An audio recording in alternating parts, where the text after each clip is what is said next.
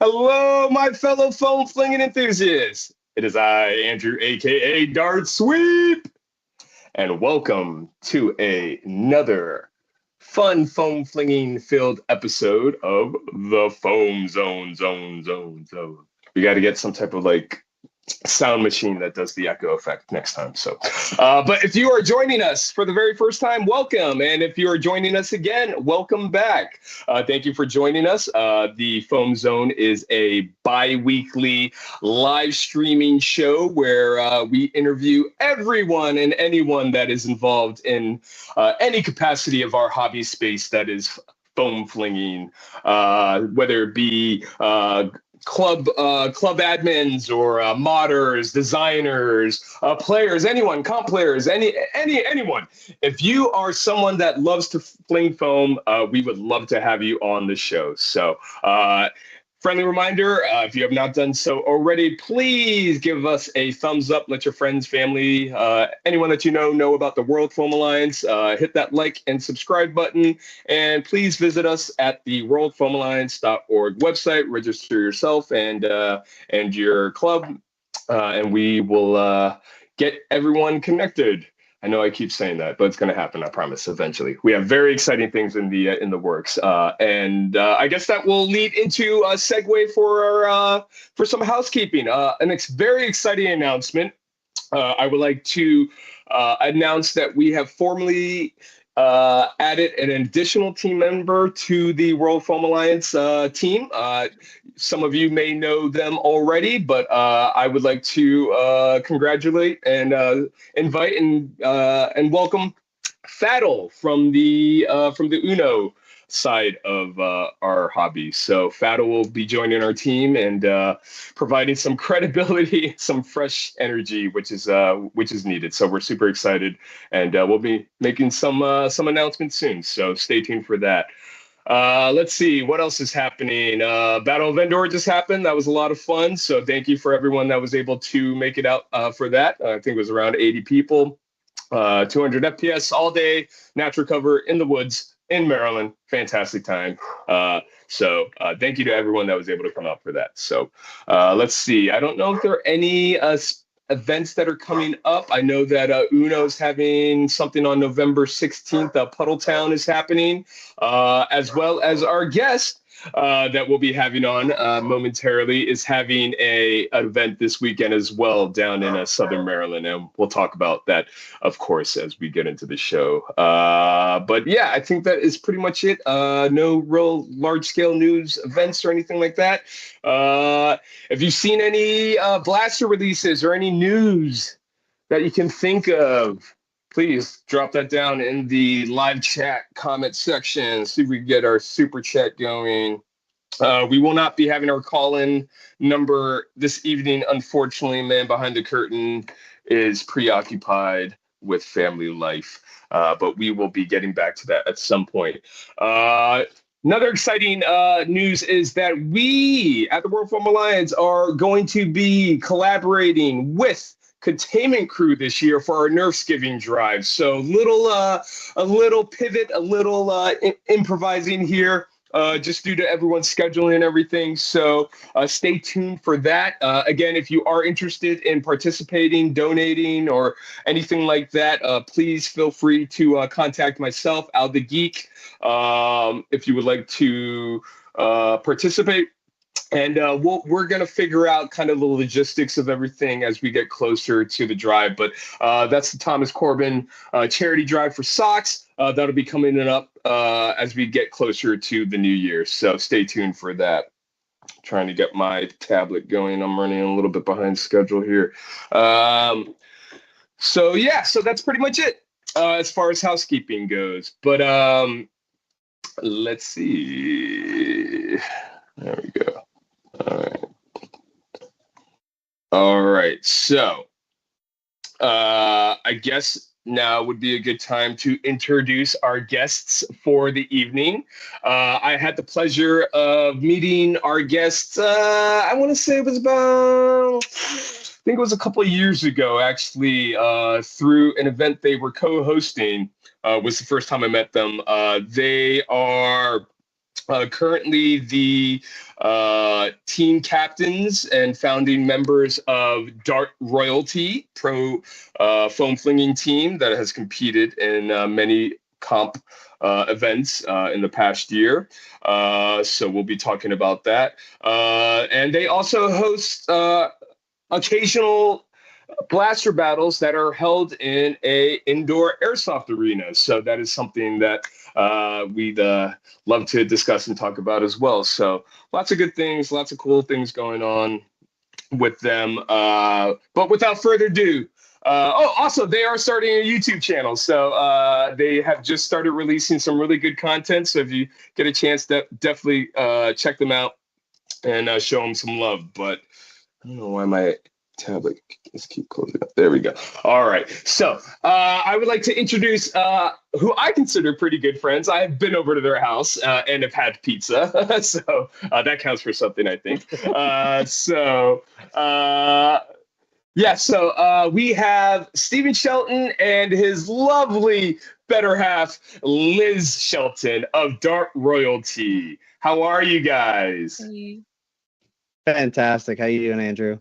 Good. Thank you so much for coming on. I know this was kind of scheduled last moment. You guys have a life. You guys have kids. You guys are busy. You guys are doing your own thing.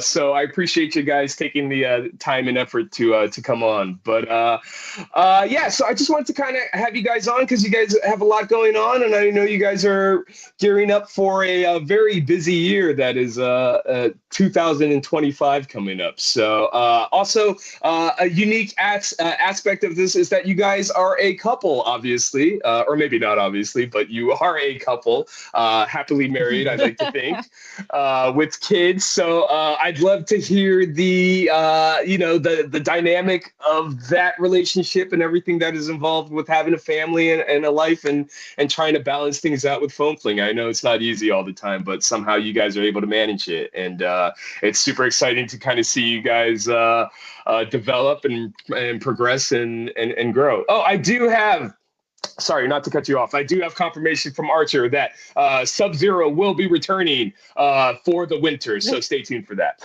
Okay, so excellent. That was the last piece of housekeeping news. But yeah, I'm super excited to have you guys. I definitely feel like we are sort of family here. So I just want to kind of get a chance, an opportunity to kind of share you guys with everyone and let everyone get to know you guys a little bit. So, because you guys are good people. So, but why don't you guys go ahead and introduce yourself and talk a little bit about what you guys got going on in your everyday lives. My name's Liz. I am a makeup artist slash prop designer, set designer for a business that I run with my friend. We do healing photo shoots for people. That's not my full-time job. I'm a full-time stay-at-home mom, but I do that on the side. Yep. And my name's Steven, or Shelton, as most people call me. I am a full-time field engineer for a very large company. It involves a lot of travel, which is kind of inconvenient with a family and with a hobby when you're trying to book events and competing with other areas, and also trying to make sure, am I going to be out of town that weekend? So that gets a little interesting, but other than that, obviously, my hobbies are Nerf. I do paintball. I do airsoft. I have just started building robots with my son. So we have been building battle bots. This hobby gets you going on so many different things. I would have never messed with brushless motors if it wasn't for Nerf, really, and so I would have never been messing with Arduinos or control systems, So it's pretty interesting how this opens up a lot of different avenues for fun things to do with kids. I would have never really gotten into robotics, but now I'm getting him into it, and so it opens up a lot of things. Yep. Very cool. Well, sounds like you guys are very busy doing real life stuff outside from Nerf, which is good. So the question I always ask is, how did this all start? how did you get to this point? How did you get into Nerf? How did you get into foam flinging? This question goes for both of you. So, Are you gonna start with our family? So I'm going to start with my family when I your was a kid. family. So growing up, my family always did for Christmas. We always did a Nerf battle, and that's the funniest thing, right? And it was always my parents would always get us these little dinky, probably jolts. Right back then, I didn't care what it was. It was fun. It shot a thing. I got to shoot my parents. But then they would always come out with something that's full auto, mag fed, and just annihilate the kids, so we always thought we had a chance, and then they come out of their room and just decimate us. And so I always thought, how cool was that, and so I started doing that with her family. Well, 1 year for Christmas when we were dating, I think, it was when we were dating, we bought everybody else. Yes. We nerfed them instead of them nerfing us. So we bought everybody Nerf guns and started doing that. And it became a Christmas thing. We did it every year on Christmas. Yeah. And then so that kind of carried on from when we had kids to now being at our house. Mm-hmm. And so, again, we're all still talking very stock blasters, nothing crazy. And then 1 year, we were trying to figure this out earlier because I knew I was coming on here. Lincoln was like 4 or 5. I can't remember exactly. We had invited a bunch of family over, and we were having a battle in a park, and a friend showed up and had this pistol, and he was like, "Hey, is it okay if I use this?" And I was like, "Okay, I don't care. Well, it's fine." He goes, "Oh, it's modified." And I was like, "Okay, I don't care." He goes, "But it shoots way further." And I'm like, "Okay, I don't care. Like, how bad could it hurt?" And then I realized that he was shooting far, right? And I went, "Oh, whoa, what is this?" I didn't know people modified this stuff, right? And so then that started me on our journey. We bought a couple of things, and then Liz one day had gone to Target, Mm-hmm. and the Max Striker was on the shelf. And so she thought, "Hey man, this looks really cool. I'll get it for Steven." And so she brought it home, and I was like, 150 feet?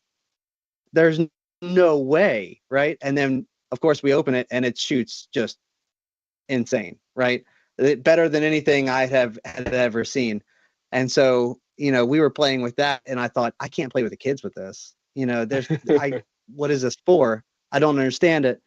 And so that's when I ended up finding the community. Well, we started dipping the the Nerf guns off the shelf into, the hydro dipping. Hydro dipping. We got into the high. I mean, we have been into every aspect you could think of, right? Well, we just like making things yeah, too. We're definitely makers, modders. That's our game for sure. So it started with the striker, and then so I didn't really know about performance mods, but so I sanded it down, I painted it, and then I found springs and spacers, and next thing you know, it's shooting 200, right? And I want to say my first real event was at the field house. I didn't know how to find groups, right? So I just decided, hey, I don't think there's anything in my area. I'm just going to do it. Because that's what else is there to do but then to just take the reins and start hosting something, right? That's where we met Matt. Right. Yeah. So I decided I'm going to hold my own event. I rented a soccer field at an indoor field house, and I decided I need to give the group a name, right? So I named it the Fredericksburg Foam Flingers. It kind of sounded like it rolled off the tongue. It was kind of fancy sounding. So Fredericksburg Foam Flingers, and we had our first event, and how many people would you say were there? Maybe 20? I think probably closer to 25 or 30, but yeah, not that many. And again, probably 10 of those people we had never met before, which was crazy to me, right? Most of them were our friends. Yeah, a lot of our friends did come, and they had a lot of fun, but there were a few people that came from Richmond, and Richmond, Virginia has a decent scene. So when a few of them showed up, and of course, then they had real things, right? They had real modified 3D printed blasters that I had never actually seen with my eyes. And since then it's just been, it's a long book. It's the same story that anyone else has, right? The second you're in it and you're playing at 150, 160 FPS, it's amazing, right? I always try to get any of my airsoft and paintball friends to come play because they think it's a joke, right? And then the second they come and play, they're like, this is so much fun. Yeah. And like, yeah, I've been trying to tell you, it may not be shooting at the same speeds as any of the other projectiles that we play with, but the game is different, right? It's a different type of play style. It's much more close. You have way more of an opportunity to get from one bunker to the next versus like paintball. If you're not sliding on your belly from one bunker to the next, you're going to get shot. You're not going to make it. Well, and for me, it's like, it's less scary than playing paintball or airsoft. And so I will be braver than I would if I was playing those sports. So it's become our, like, the time that we spend together as a couple. We love doing it together. We love doing Nerf, and any time that we have to ourselves, we're like, what can we go do that has to do with Nerf? Because we try to do other things and it's just not as fun, and it doesn't connect us the same way. Hey, we got a babysitter. Let's go do snapshots in the backyard. Yeah. It's like, who does that, right? Hey, let's go practice our accuracy in the backyard. Like, who does that? We do. Right. Well, so from there, I guess I'll kind of just. Oh, yep. Go ahead. Real fast. So just to finish wrapping it up, right? So then we went from Fredericksburg to finding the Southern Maryland, right? And then the first event that I went to Southern Maryland, I realized how the event is supposed to be run, right? It was a drastic difference from what I had done in Fredericksburg. And I realized, oh man, I need to come to more of these to figure out what I'm actually supposed to be doing, and to how to give people a good experience to make sure that everyone's getting what they want and it's not just exactly what I want, which also is important, right? You should definitely make sure that if you're putting in all the effort, you probably should be getting what you want out of it. But then, so that moved on to, I'd taken a little break to do a little bit of, I'd played a season of competitive airsoft, and I'd played about half a season of competitive paintball, and then came back. And when I came back, I said, I'm going to really give it everything. And really give it a go, try to build a solid team of people that are going to be playing with me for years. Right. And of course, the best way to do that is just have your friends play with you. And I know I watched the interview with our friends, Magic Smoke. Why are you not in focus? Lean forward a little bit. Nope. It doesn't like you. With our good friends, Magic Smoke, and they were all talking about how, the reason that their communication and their play style is so good is because, they're friends first and then their teammates second.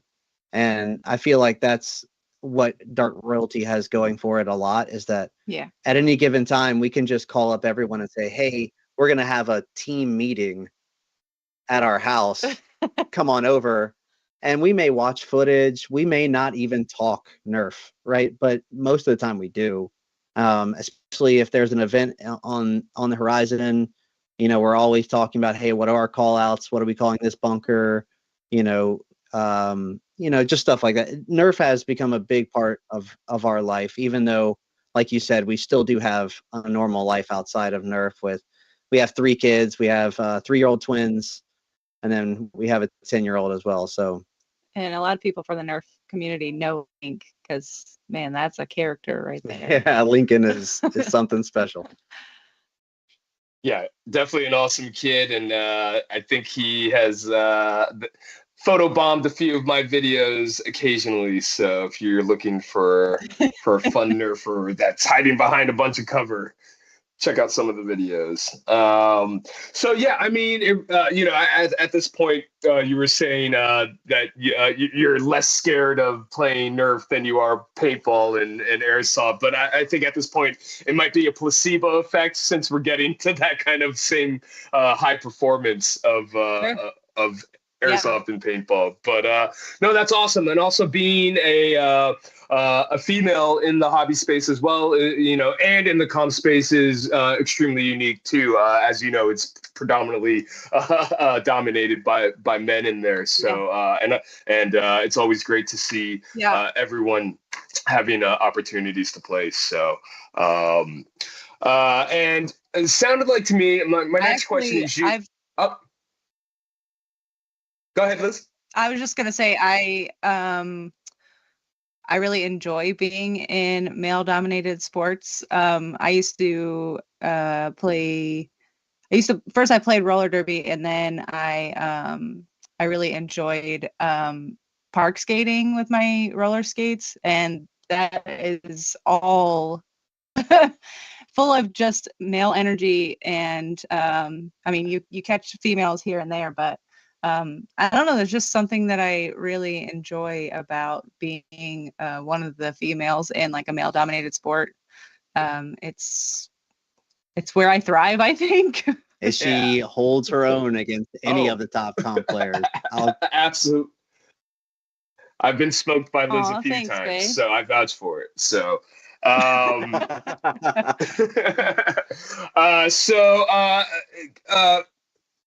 kind of what you were saying before, or my next question is usually like, what is it about this hobby? What is it about Nerf foam flinging that attracts you and that kind of keeps you coming back? And you kind of mentioned it before, and it's kind of that creative aspect of being able to mod or paint or do these things, especially you, Liz, because I know you're a creative artist and you do makeup. And also, I think I do remember seeing your somewhere on Facebook, some old school photos of you and doing some skating and roller derbying, wearing Jinko jeans, if I'm not mistaken.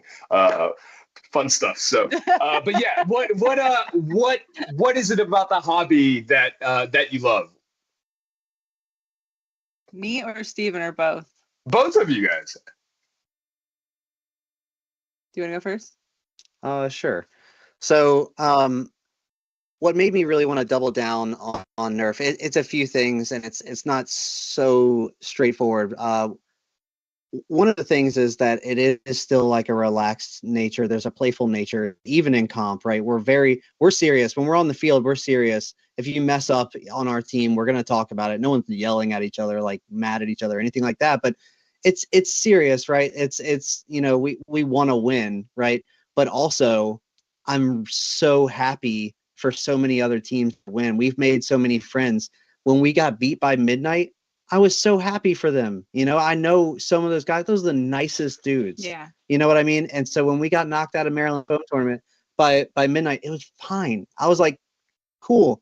I'm so happy for you guys. Go kick ass. Oh, sorry. Go kill it. You know what I mean? I don't think we censor. No one cares. But there's so many of us that are friends. I mean, we play with a lot of the Magic Smoke players that again kind of run through us a lot of the times. We have our own here and there, but but still it's a good time. But one of the things I did want to mention is that it's when I was doing a lot of the other sports is they have like real mandatory practices where it's for paintball, it might be you have to practice 3 times a month and there's a tournament and it's so expensive.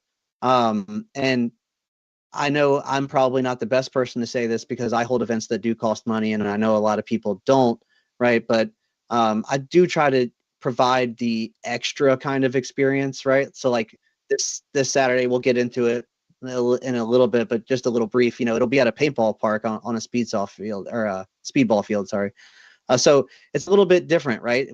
We don't normally get to play on those kinds of fields. It's not that we don't get to, it's just that, not a lot of those events happen, at least around here.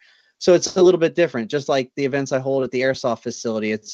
And those are the connections that I've made through playing those sports. So I'm trying to find the middle ground between all of those things, because I think that a lot of nerfers would have fun if they went and played paintball. Yeah. You know, I think that a lot of nerfers would have fun if they went and played airsoft. I don't think that the communities are that different, right? There is a different vibe, 100%. I'm not even going to fight you on if you go into a crowd of paintballers versus going into a crowd of nerfers. The vibe is a little different, but those people are still good and nice people. So that being said, you know, it's a little bit less. I think it's Nerf can be what I want it to be, and I can kind of make it what I want it to be. So having my own team, right? Again, like I've made it to 2 DMV events here recently, which is rare, right? I don't. Again, you kind of heard our background. We don't get a ton of free time to travel, and DMV is like, you know, an hour and a half one way and then 2 hours back home. So it's a little bit of travel for us. You know, it's not too far, but so it's really tough for us, and especially all of us, right? One of our members, you know, Riley, you know, my best friend, he just took a new job, and he's on shift work, you know, and he's working every other Saturday, and you know, it's really hard to line up everyone's schedule so that we can get in a good practice. So whereas, you know, all the other sports, if I said, hey, I can't make it this Saturday, they'd be like, hey, you're not playing in the tournament in a month. You know what I mean? And that's just crazy. You know, Right. We're adults. I don't know. And not only that, but my body's breaking down. I can't compete at that level anymore. You know what I mean? I work out still 4 times a week, 5 times a week. You know, I'd like to think that I'm in good shape, but still, you know, I'm not in. I can't be sliding into the snake, you know, 4 times a month for all day, and my back not be blown out. You know what I mean? Well, I think from my perspective, Nerf has been really accepting for a lot of different types of people. I mean, it's really diverse group, and as a woman, I come in and just completely accepted. I hate to say that it feels a little different going to some of the other shooting sports, and I've never felt any hard feelings or anything weird going to the Nerf community, for sure. Absolutely. I think I mean, there's definitely that stigma of, you know, especially if you're on social media and you're posting things and you post something about Nerf or foam flinging, and you'll get the inevitable reply from someone that plays airsoft or paintball. Why don't you play airsoft or paintball? And then, you know, obviously you want to react, but of course, best approach is not to engage and feed into that. But you know, the funniest thing, Andrew, is I just respond, I do. Yeah, well, that's the whole thing. You know what I mean? That's the whole thing. The fact is, there is a lot of crossover, and we do get players that, you know, play airsoft and paintball that come play, and like you said, they have a fun time, and you know, they'll come back, and you know, it's something they do, or sometimes they love it so much that they end up transitioning over and they do. But also vice versa, it goes the same exact way too. You know, some people, you know, want to do a milsimi or you know, something a little bit different that is maybe a little bit more a different play style than what Nerf offers. So, but it definitely goes both ways, and I definitely agree that there are a lot of similarities between the shooting sports and everything. But there definitely is that stigma of like, why don't you do one or the other? When in actually reality is like, well, a lot of us do, you know. You know, it's exactly what you said. We do. So I want to kind of talk about as someone that tries. So a lot of people that watch this, they're always asking, how do I start a group, and what are the logistics and challenges of starting a group? And as someone that created or tried to start a group in Fredericksburg, talk a little bit about that and kind of like your approach and, you know, the challenges that you met there, and kind of, you know, how that evolved into hosting these airsoft games eventually. Yeah, so I think one of the hardest things is really, in my opinion, you should probably be established and having gone to a few events already, and I don't mean big events. I'm not talking APOC, BPOC. I'm talking about local club somewhere, right? If you have to travel 5 hours, I know it kind of stinks, but it's worth it to get the experience to know what an organization looks like, because what I thought I was doing right, I mean, I was giving it a good try. I was giving it everything I kind of thought of, right? But there is a lot of things that you Can learn. kind of need Yeah. in order to make an event that's good. You know, a lot of us think that we know what our blasters are shooting, but having a chronograph available for everyone to chronograph and make sure that they're not shooting too hot, right? So there's, Daffy, you know, can we even if you get a throw up cheap some one, maybe B-roll that's of Fredericksburg foam flingers when you get a chance, please? Sorry to cut you off. No, you're good. You're good. So yeah, that's it. So, you know, having a chronograph, you know, building PVC bunkers like you're kind of seeing on the screen there. Again, PVC is decently cheap, but you know, one of the lessons I learned is I just thought, okay, cool, PVC, I'm going to go build them. And I got 1/2-inch PVC, which ended up just completely blowing over in the wind all day. I mean, It was so tough. it was just a day of picking up PVC blinds off the ground, and it wasn't even like it was that windy. Yeah.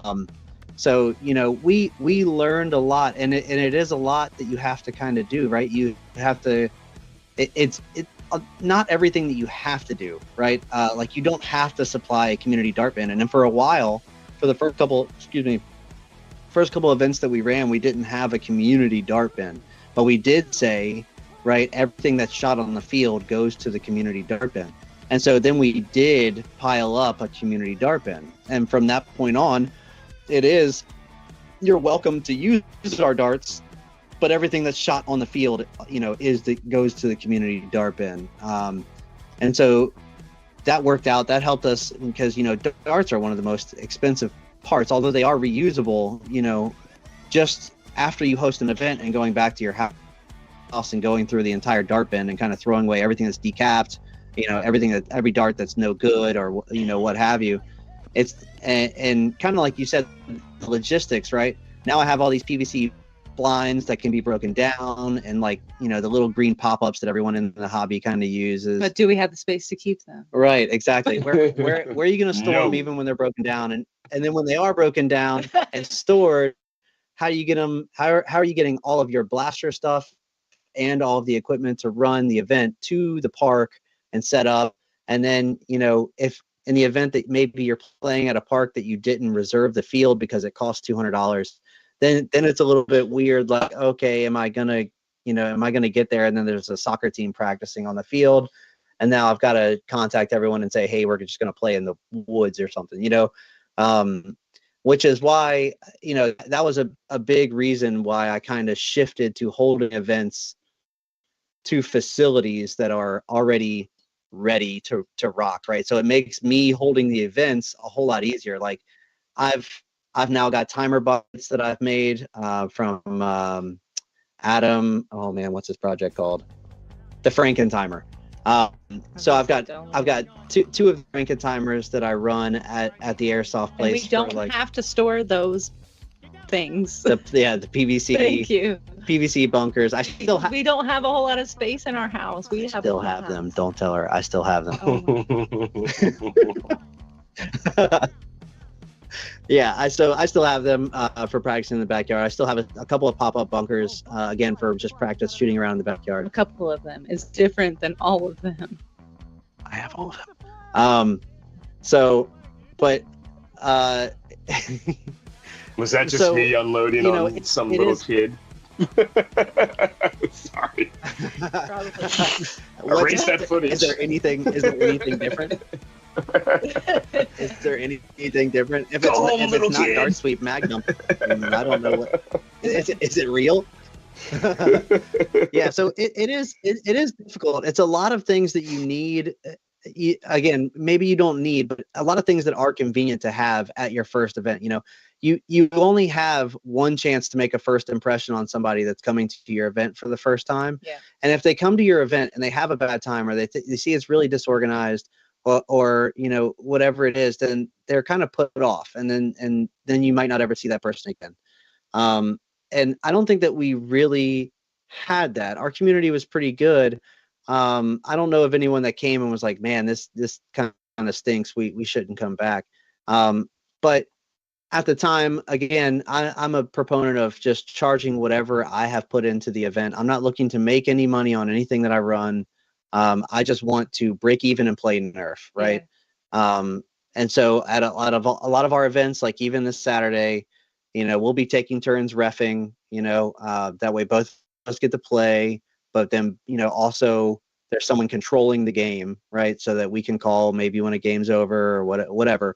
Call hits if we see them.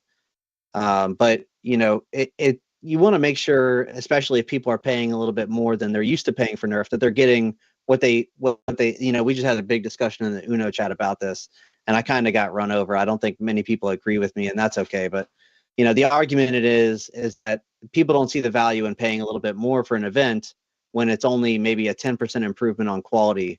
And I have a differing opinion, and I respect their opinion, and it's okay if those people don't want to participate in the events that cost a little more, because I think that there is a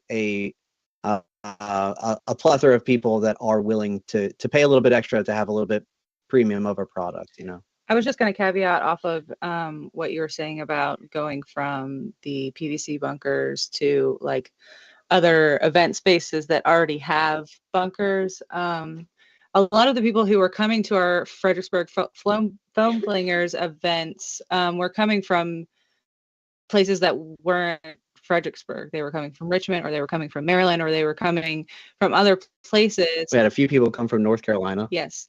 And I think that we really also wanted to bring something to the Nerf community that isn't really being done already, and utilizing the airsoft and the paintball spaces really allows us to do that. Because all of the people who come from Maryland and Richmond already have events. Really established events, right? Yeah. It's not that I'm hating on it or anything like that, but Maryland is so established, right?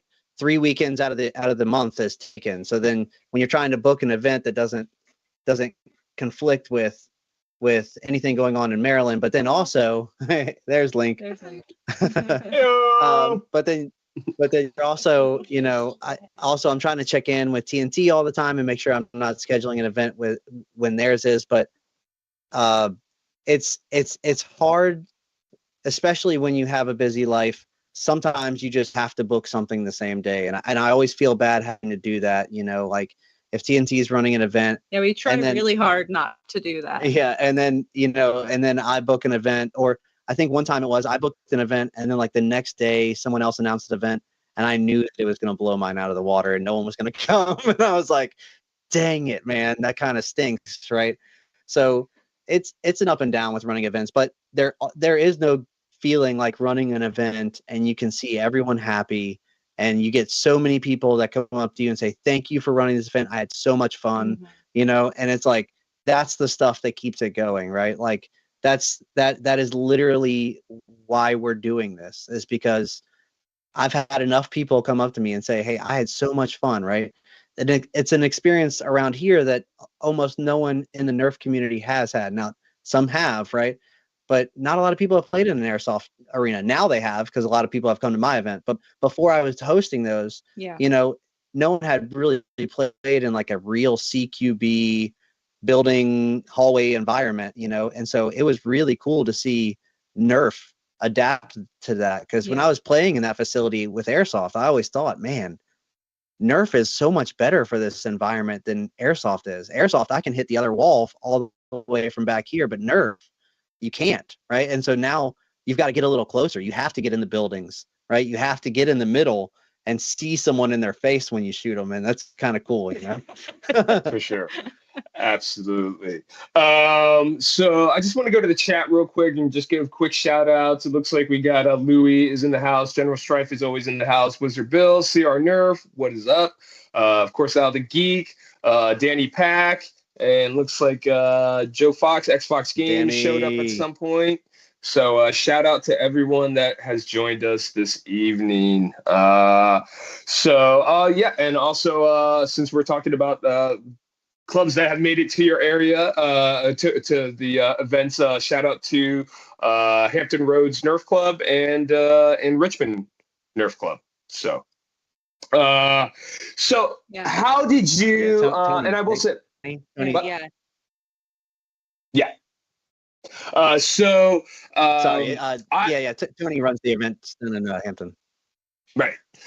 So I've had the pleasure and privilege, honestly, to make it down to some of these indoor airsoft arena games, and I got to tell you, we every time you post an event, an away game, an event for it, everyone gets super excited because it really is a unique experience, something that the Maryland groups don't get to do because, well, DMV plays indoor soccer and Nerf herders in Southern Maryland, they're outdoors.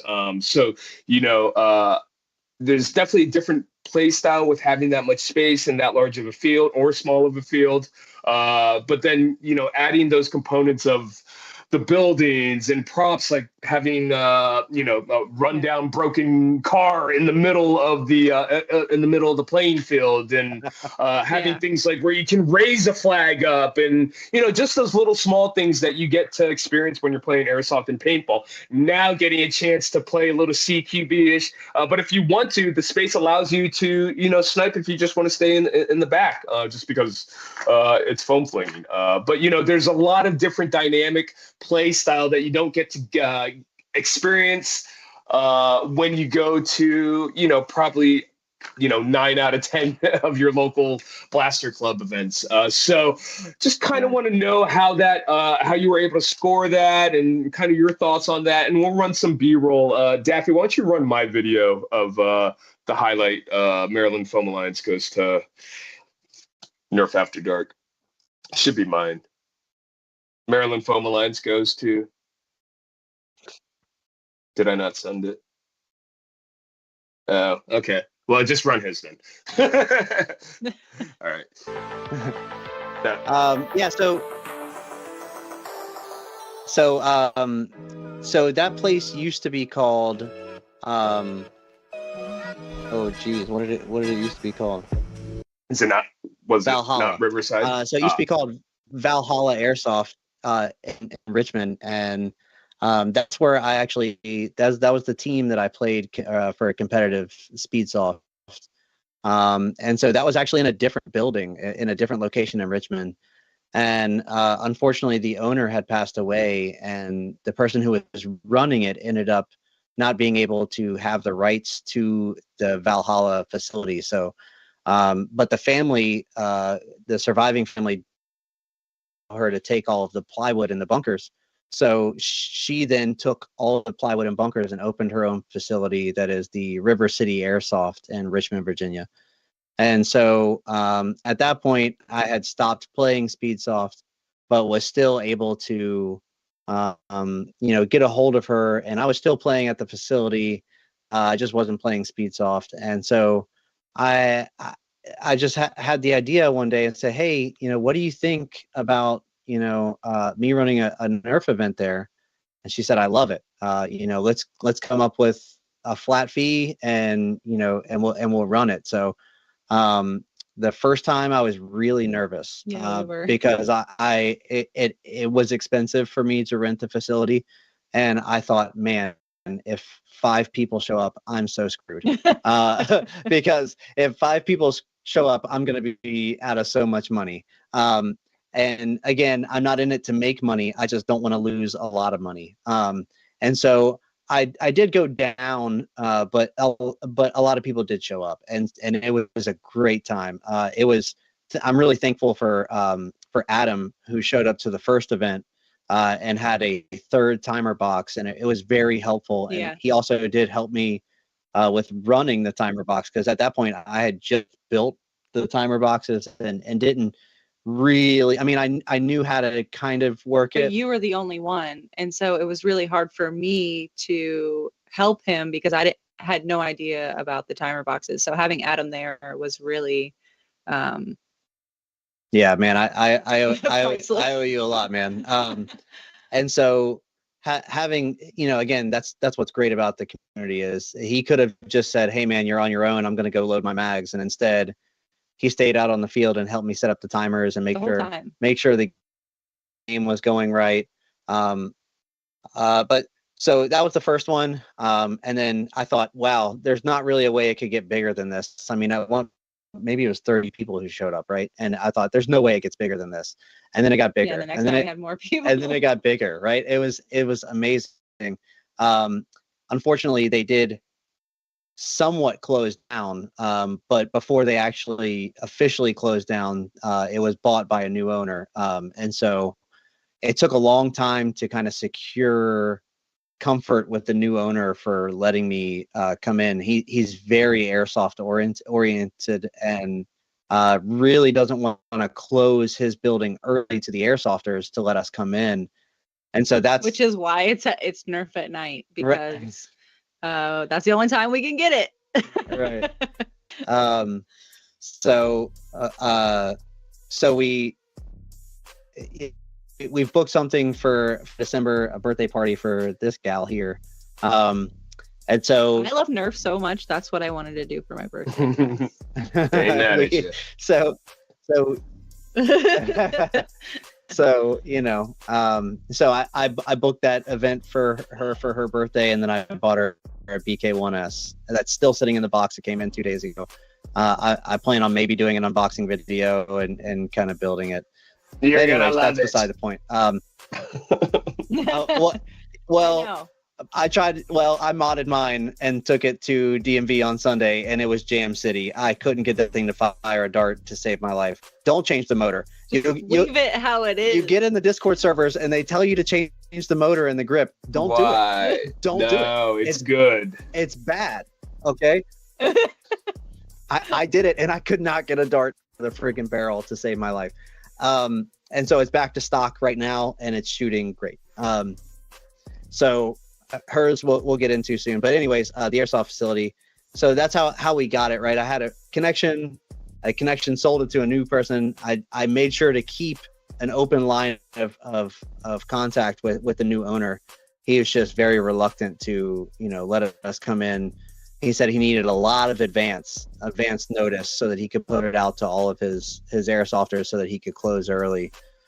So that's what we've done. And hopefully, I'm hoping that January we have another event, and we try to keep it going through the winter for sure. Yeah. Because indoor facility in the winter, I mean, Andrew, your DMV keeps going, and that's fantastic. I bet your winter numbers probably go way up, right? People come to your events like crazy for winter, I bet. Yeah, pretty decent numbers, I would say. Yeah, it's the only one that's open. So, well, that's really cool. I want to talk about a little bit about your comp and dart royalty at this point, and how that evolved. I am going to take a little bit of credit for it. I don't know if you are aware of it, but when we were creating Maryland Mayhem, the Maryland Foam tournament, we were looking for teams. We had a couple teams. I think originally were the Magic Smoke team and the sister team, Mystic Vapor, and we needed to get some other teams just to get the ball rolling. So I kind of started recruiting people to see if they were interested in playing. And one of the teams, original teams I put together, one of them was Rascals, and the other team was Foam Rain.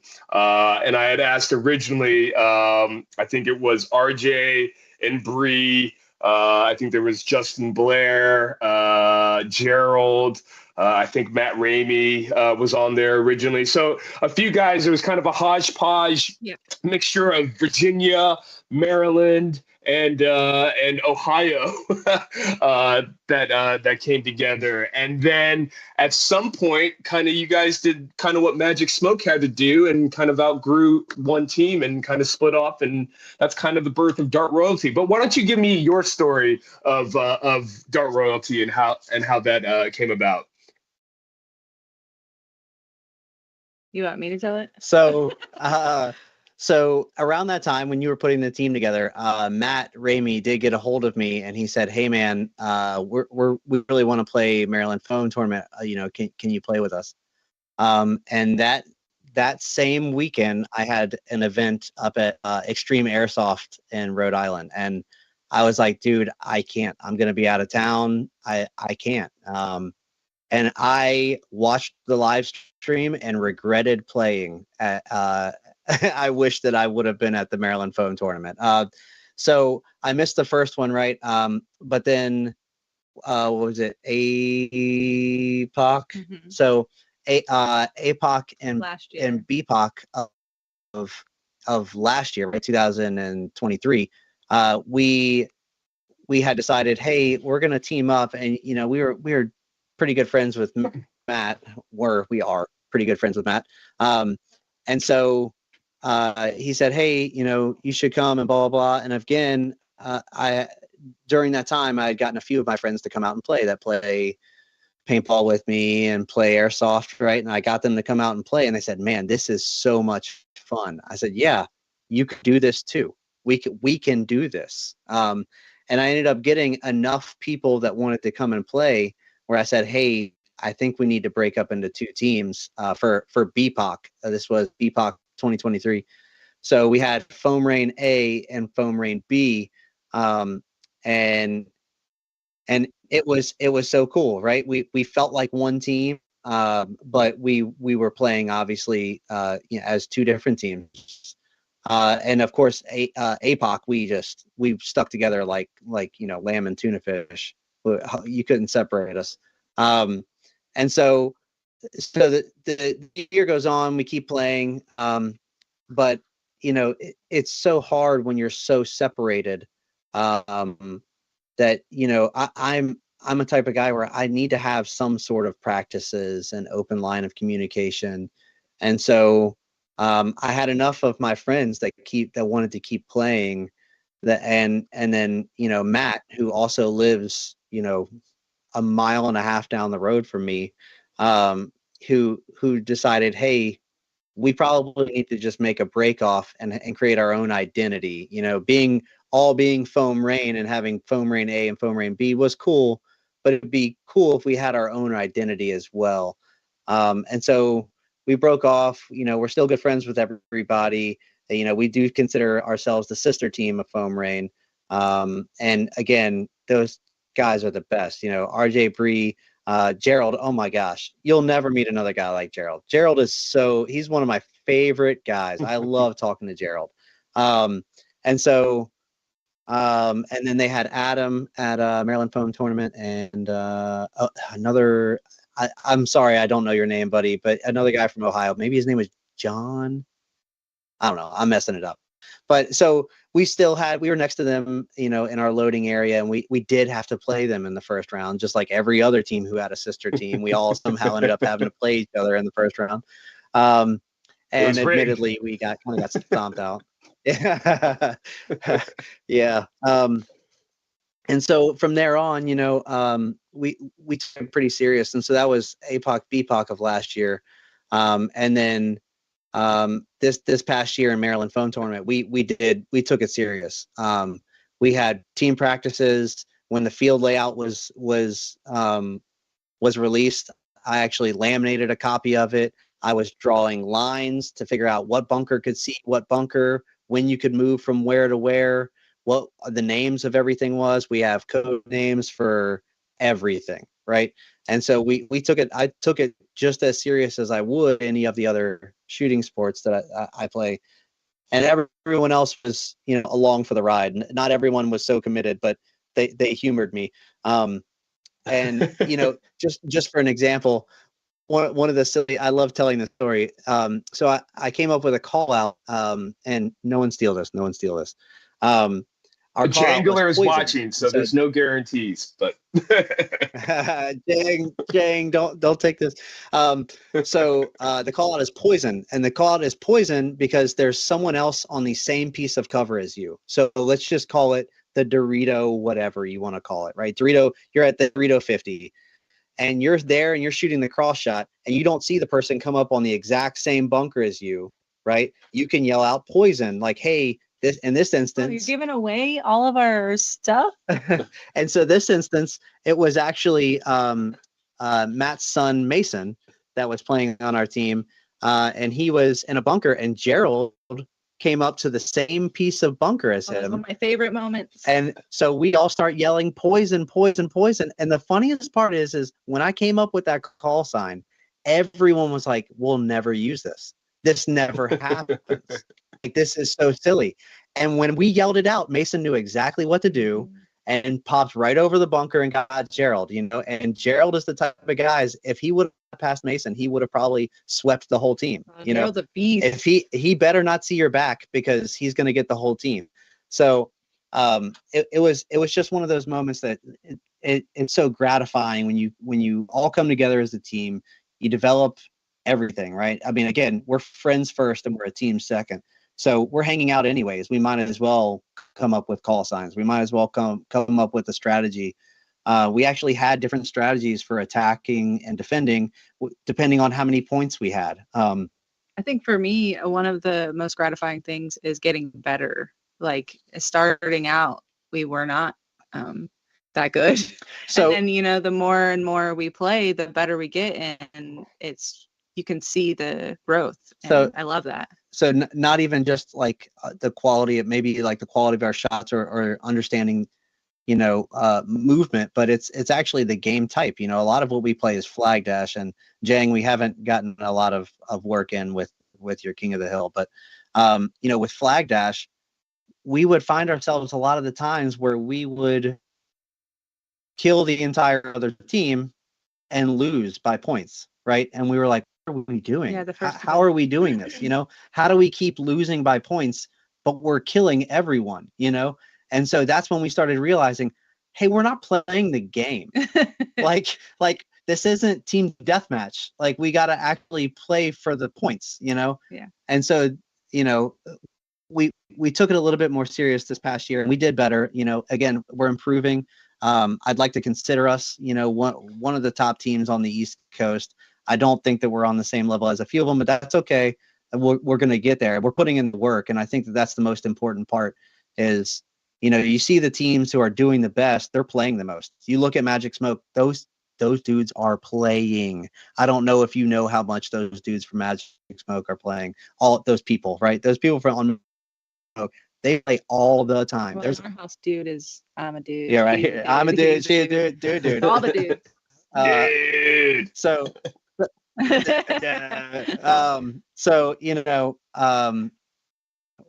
Sorry.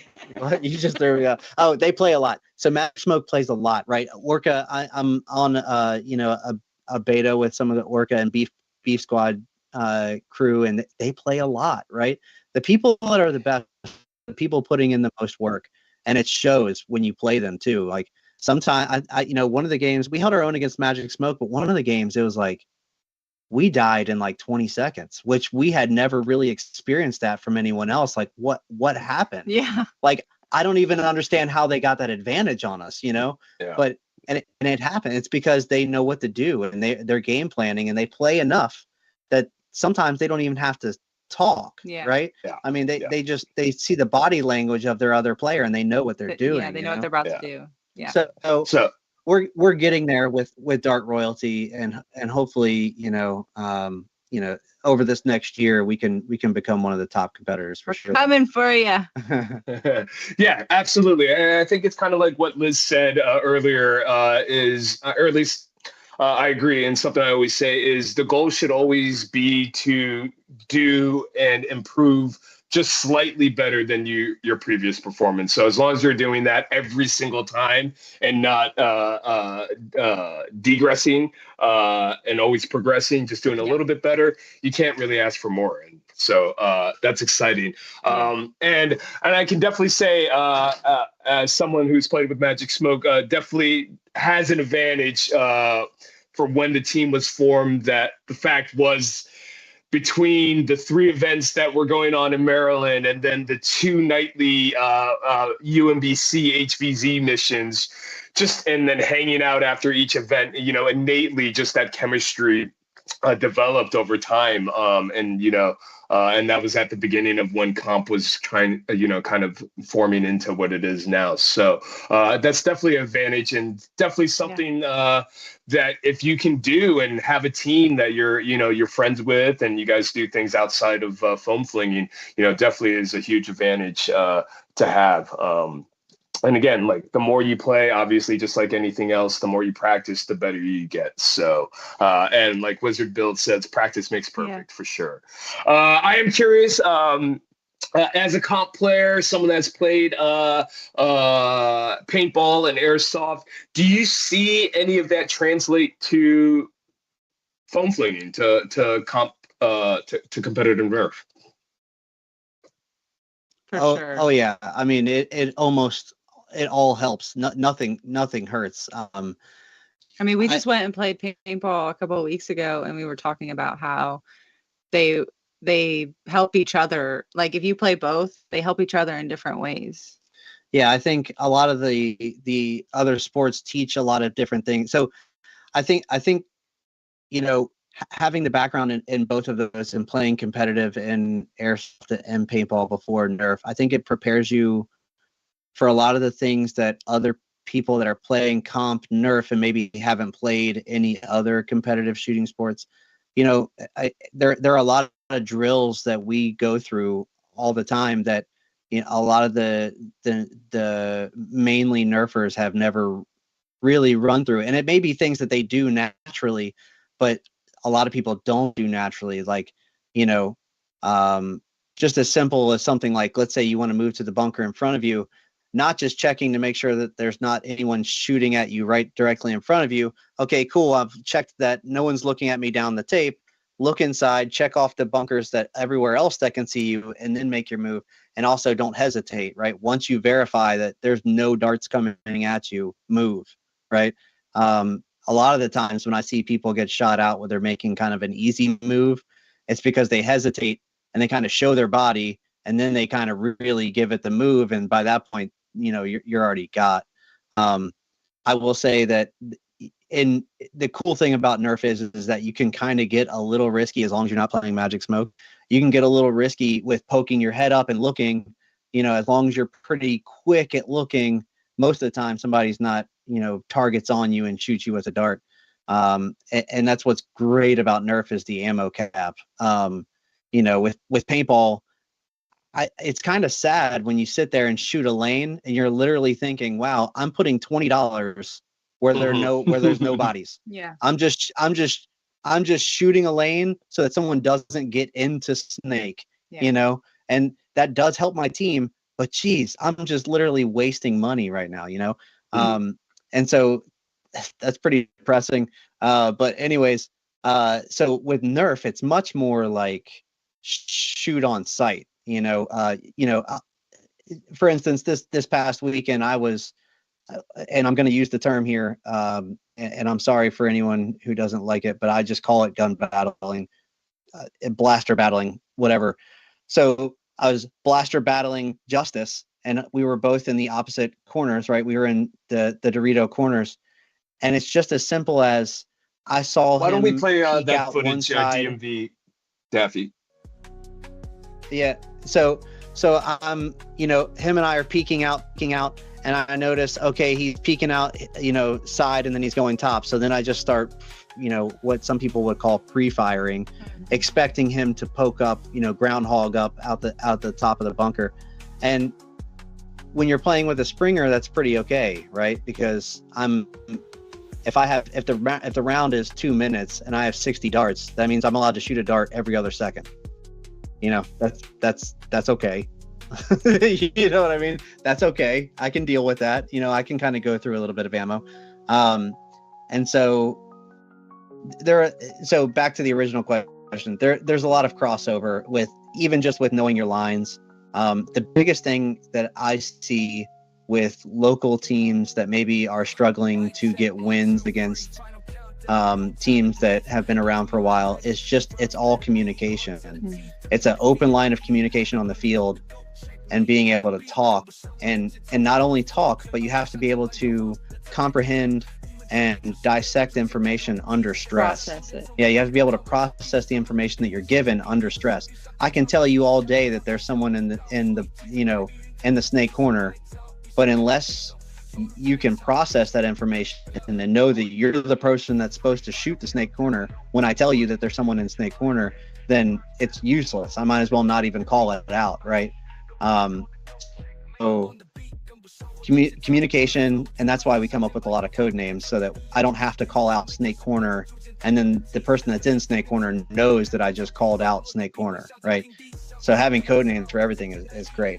But a lot of the stuff is just, it's communication. You have to know what you're supposed to do, and having the skill and technique to play the game is one thing, but also it's so much about teamwork that people are crazy. You know, one of the things I mentioned in the video is if you have great communication and decent skill, you should never lose when you're up bodies, right? So if it's a 5v5 game and you're up 3-2, you should never lose that game, right? If you lose that game, then that means that somebody didn't do their job. And again, it's all fun and games. We take it only so serious, right? But that's the kind of stuff that'll bug you on the ride home for us, right? You go, dang it, man, why did I poke out this way? You know, if I just would have done this instead, then, but those are the learning moments, and that's why Magic Smoke is so good, because they've been through enough of those situations, right? And I don't want to pinpoint just Magic Smoke here. There are other great teams. I haven't played out on the West Coast, Jang. Yeah, Jang, I can't wait to make it out there, dude, and play all the good, Red Tide. I have a Dauntless jersey that I wear all the time. We got to get Dauntless and Red Tide. We know them and love them. Liz, I have a question. As someone that's just kind of getting into this and being thrown into this, when you're on the field and playing comp, what is your approach? What is your strategy? What are you thinking from the moment the hand goes down? Well,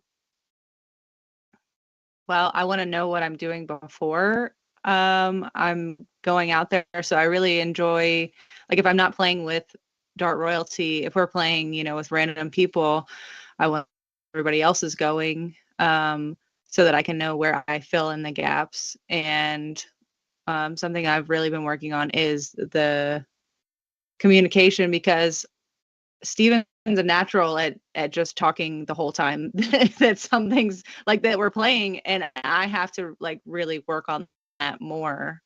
It doesn't come as natural to me. So I do think I'm getting better at that. I'm not really a forward player a lot. I'm more in the back. I got 2 bad knees from skating. So yeah, that's kind of what I'm thinking about. And gun battling. I mean, if somebody's on me, I've learned that, I've learned how to do that from somebody. And then how important do you think, I think you guys have seen me coach on the sidelines and just basically yell at the team to get to their spots. I wanted to talk about this. Well, if you have any opinions on my coaching style, please feel free to share. But I'm curious your thoughts on how important a coach's role is, because again, there's 5 players on the field, and they're getting the job done. But there is a coach oftentimes on the side that is seeing the whole game and doing call outs. But oftentimes as a player, you're tunnel vision, or you just can't hear. There's a crowd screaming, everyone's screaming. But how important is it to have a coach and the coach's role, and does it benefit you guys for Dart Royalty? So I know firsthand the difference of not having a coach, and then we played Maryland Mayhem this year, and we did not have a coach. There was only 5 of us, and then when we went to BPOC, or APOC. Sorry, I beat BPOC. I asked you, Andrew, and Jesse I thought I did. to coach us. Yeah. And you guys gracefully accepted my plea, but it made all the world of a difference for me, because you guys were both right there telling me exactly what to do. And I think that I did well at just following your orders of, and as somebody who isn't as an intuitive player like Steven, it really helps a lot to have that person on the side telling you exactly, like, oh, this person's peeking out. Oh, this, tuck back in. You got some, they're not yelling. They're literally right there, and that's different from paintball and airsoft because dead man don't speak and there aren't coaches. So I appreciate that aspect of Flag Dash for sure. Yeah, I would agree. Any of the sports or the game that we do play are allowed to have a coach, man. If you ever are a coach or you're the first one to die and you're off the field and now you're the coach, it should almost be for at least for Dark Royalty. It is, once you have that, it's almost, unless you have really important information, all the players shut up. Yeah. Right. You listen to the coach. Yeah.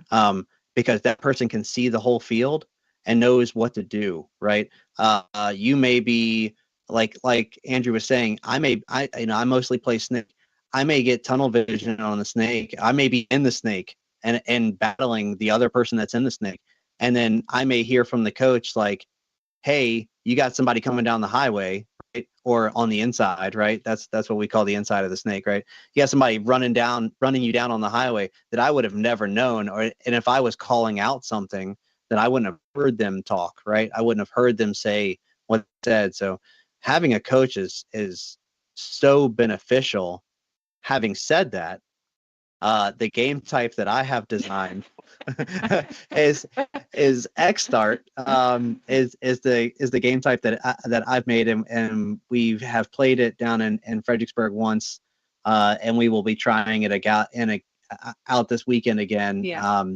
Is Xstart, and it is no coach, and dead men don't talk. So we're kind of crossing over, the sports again, Right. And so it's pretty cool because if nothing else, it's a really good training tool for the people that are on the field that now you have to communicate, right? Now you have to be giving good information to everyone else on your team, because once you die, you can't tell them where you got shot from, right? Yeah. So once you finally get that, when you're playing Flag Dash and you do have that coach, then, it makes it all the easier because you've practiced without it. So if nothing else, Xstart is a great training tool for teams that might be struggling with communication, to really work on their communication skills as far as in game, yeah. Right? Because having a coach is great, but at BPOC, I was on the snake. I couldn't hear the snake. I couldn't hear the coach ever, yeah. Right? That you can't yell loud enough. I can't hear you over there. I'm on my own, right? Unless the person behind me is giving me information, I probably can't hear it. I'm yelling a lot of stuff, but that's mainly because on the team, I am the information giver. But it's so beneficial to have a coach, but it's also really important to train without a coach, because that's how you build intuitive skill and being able to know, okay, I've only seen one person walk off the field, and I only know where two people are. Where are the other people? Yeah. Right. And so, hey, everyone else, where are the people? Right. Like, who are you battling, and where are they? And so that it's a really good training tool. Yeah. Sorry, I kind of went on a rant there. No, that's great. I want to say I am super excited. I am planning to try to attend the event on Saturday, and I'm super excited to try the game type because I actually wanted to see how, starting from a breakout box, maybe we should explain the game. So it's essentially Flag Dash, except the starting line is a breakout box, very much like Speed QB, and then you grab the flag. There's points for grabbing the flag, and then you run the flag to score it at the opposing team's breakout box, if I'm not mistaken, correct? So that's kind of what Correct. I wanted Yep. to see how Flag Dash, but the difference is that you are able to eliminate the entire other team to score is the major difference. But just overall, I am kind of Yes. curious how breaking off and scoring to a breakout box is going to affect the game, because essentially that's kind of where the original inspiration from Speed Dart, when Black Raisins was doing that, came from. They did very similar. They started kind of from a starting position, goal post, breakout box, and then you would eliminate the other team and then try to score afterwards. So, but I'm kind of curious. But there was no flag involved with that, so I'm kind of curious how this is going to affect gameplay. But I'm super excited for that. So yeah, so I am just kind of curious where what we are getting to that time, but I'm kind of curious where you kind of see yourself as Foam Flingers and Dart Royalty as a team, kind of where you see yourselves headed in the upcoming near future. Yeah. So, like I said, we're really trying to hone in on who's going to be, on our team competing this upcoming year. Because Dart Royalty actually has a lot of members, and a lot of those people make it to some of the other events, but can't really make it to a lot of the comp events. So we're trying to really hone in on who is going to be on our competitive team. Right now, we're kind of putting feelers out for sponsors. I will say, with my paintball background, a lot of people, I don't know if a lot of people are familiar with how paintball works, but there are divisions, right? The lowest division is technically Division 6. And then as you go up, it gets, harder and harder, or the skill gets better and better. So even as a D6 team, you can get sponsors, in like high level. We're talking about HK Army sponsors, right? So I've recently been reaching out to a lot of those sponsors and saying, hey, look, I play Dartsoft. Here's what it is. I have experience with all the other stuff. If you would like to grow your brand, here is a way, right? There's another niche that all the people are wearing your stuff. I don't know, most of the people that I know that play comp wear some version of joggers or paintball pants or something, because we all slide, right? If you don't wear joggers or paintball pants, you're tearing up pants, right? You are going through pants. And even if you wear knee pads, right, the turf is gonna burn through it. And with jersey design, I still have kind of away from them for jersey design. A lot of the the paintball companies, they want a pretty big design fee, which is unreasonable. So, but for instance, the paintball field that we'll be playing at on Saturday has now called us their home Dartsoft team. So we will, hopefully we're not the only ones. If this keeps growing, there can be other teams that call this their home field for competitive Nerf. But so they'll be a sponsor on our jersey. So our new jersey design is in the works. Everyone's going to get what they want. We got some long sleeves coming, some tank tops coming, and so it's going to be it's really cool. I'm excited about the design. But anyways, long term, I'd really love to see this sport grow, and I think that a lot of people would love to play this sport if they would just come out. It only takes one time. They come out and play it one time and they're hooked. I had a brother-in-law who laughed when I was talking about Nerf, and he came out and played it one time, and he's been contacting Justice about a spirit for like 2 months now, right? He is so hooked, it's unreal, right? And so when you really think about that, it's like, okay, well, that's a random person who laughed at the idea of Nerf and now has spent over, probably $600 on modding equipment and stuff for Nerf. How many other people are willing or would be willing to do that? And the answer is a lot. It's just a matter of exposure. So that brings me to the YouTube, right? So I've recently kind of bought a decent camera, mic.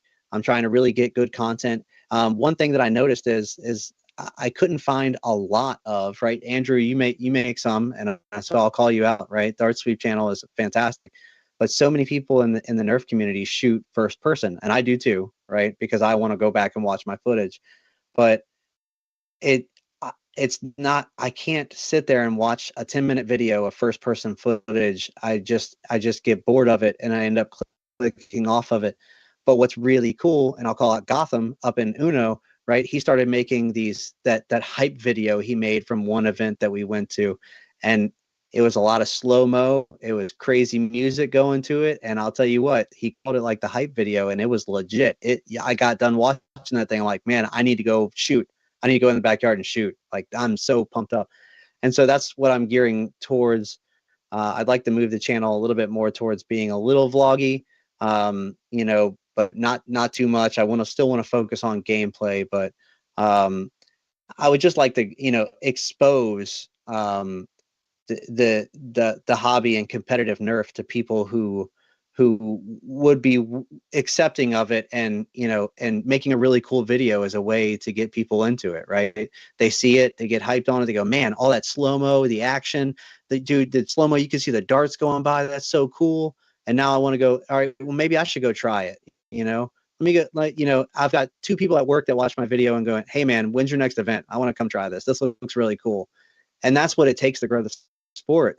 Is we're living in a different age where you have everything at your fingertips, and so making a cool video is worth it, right? I'm doing it for me, sure, right? I like to make cool stuff, but also I want the sport to grow, right? I want more people out there playing Nerf. Absolutely, and that's why I make the videos when I get a chance to make them these days. That's why I do it, is because I have so much fun playing myself. I want to be able to showcase, and be able to share that fun with everyone else. So, so definitely looking forward to seeing how the channel grows and evolves. What is that YouTube channel? So the channel is called Shelton Shoots.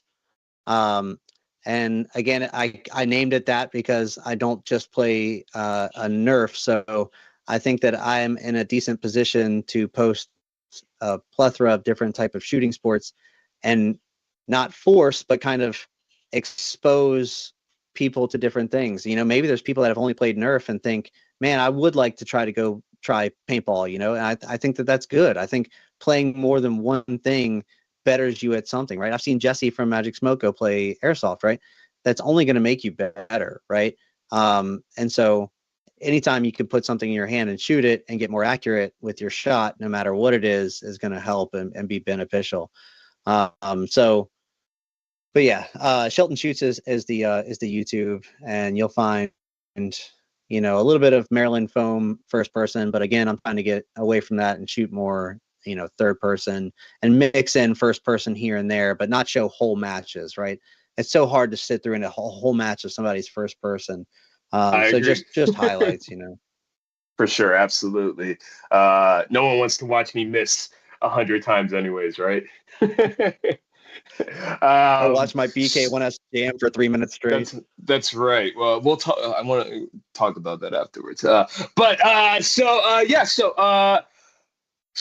I want to. We're getting to that time, but I want you to be able to tell everyone where they can find you online. You just gave us your YouTube and where they can find more information about your events and Dart Royalty in general. Where can people find more information?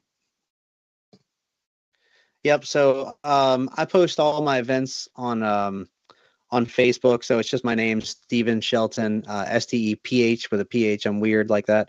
EN. And then Shelton, just like everything else, like you see it on the screen. So everything that I make, I post it. I make it official events. I try to post them in not most, because I'm in too many Discords. We're all in too many Discords. Discord needs to chill. But the Uno, even though they're all the way up in in New Jersey and New York, I still post in the Uno server because I think that that's where a lot of competitive players go to check stuff.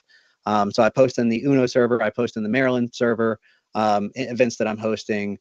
Even some, like, again, the event that I'm holding in December is technically kind of invite only, but the people that can see it in those servers typically are my friends anyways, so we're cool with that. So, that's where you'll find a lot of the stuff where I make that. But if it's an open event, you'll find it on Facebook.